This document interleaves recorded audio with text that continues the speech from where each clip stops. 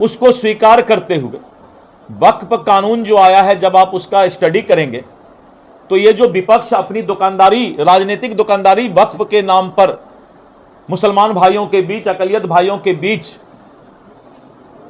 और इसको फैलाने का प्रयास कर रहा है, लेकिन जब वक्फ कानून को आप अच्छे तरीके से पढ़ेंगे तो आपको ऐसा लगेगा कि उसमें कानूनन सभी अधिकार वक्फ को दिया गया है।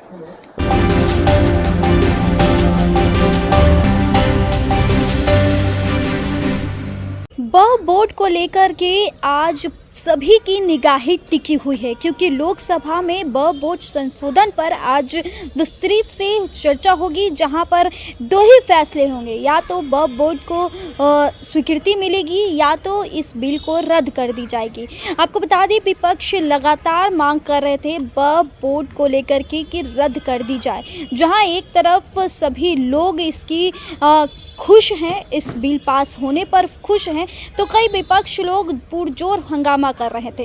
इसी मुद्दे पर हम सीधे तौर पे बातचीत करने पहुंचे बीजेपी के प्रदेश अध्यक्ष दिलीप जायसवाल से। तो पहले उनके इस बयान को सुनिए। बिल जो है, आज से 6 महीना पहले का अगर आप बात को मैं बताना चाहूँगा कि पार्लियामेंट के जेपीसी, ज्वाइंट पार्लियामेंट्री कमेटी से वक्फ संशोधन बिल लाने के पहले देश के करोड़ों जनता से, चाहे वो हिंदू भाई हों, मुस्लिम भाई हों, सभी लोगों से जेपीसी ने इस पर राय लिया, और राय लेने के बाद दर्जनों सुझाव आए, सकारात्मक सुझाव थे। और सुझाव में ये था कि अगर सरकार कानून बनाती है तो वक्फ को भी अपना पक्ष रखने का अधिकार न्यायालय में होना चाहिए। और जनता दल यू, लोजपा आर, जीतन राम मांझी जी, उपेंद्र कुशवाहा जी जो हमारे घटक दल हैं, उन लोगों का भी यही विचार था कि वक्फ संशोधन बिल जरूर आए, उसमें कोई दिक्कत नहीं है, लेकिन वक्फ के लोगों को कानूनन अधिकार उस पर न्याय के लिए मिलना चाहिए। हम लोगों ने उस सकारात्मक विचार को, जो उनके सुझाव थे, उसको स्वीकार करते हुए वक्फ कानून जो आया है, जब आप उसका स्टडी करेंगे तो ये जो विपक्ष अपनी दुकानदारी, राजनीतिक दुकानदारी वक्फ के नाम पर मुसलमान भाइयों के बीच, अकलियत भाइयों के बीच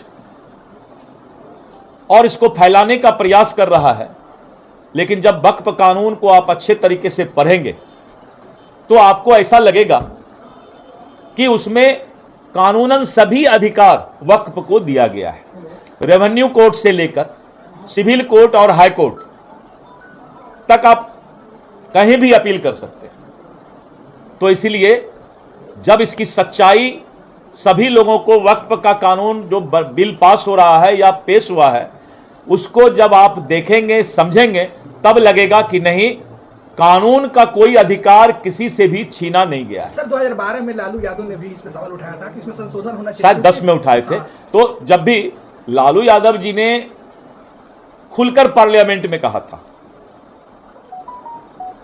कि वक्फ कानून जो है उसमें संशोधन करने की आवश्यकता है, और आज जो बीजेपी बोल रही है उससे 10 गुना बढ़ चढ़कर उन्होंने जो है भाषण दिया है।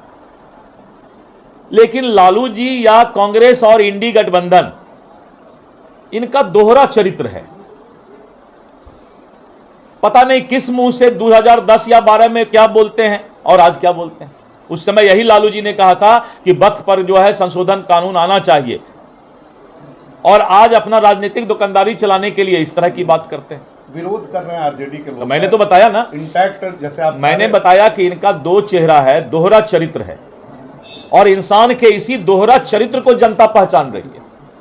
लालू यादव जी बोले कि हमने नहीं बोला है वो बात सदन में।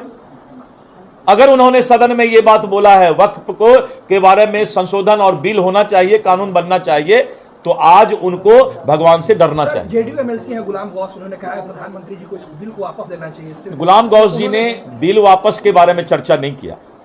गुलाम गौस जी ने कहा कि वक्फ को भी कानूनन अधिकार रहना चाहिए, जो हम लोग कर रहे हैं। इन लोगों के मन में जितनी बातें हैं उससे ज्यादा बढ़कर हम अधिकार वक्फ के लोगों को भी दे रहे हैं।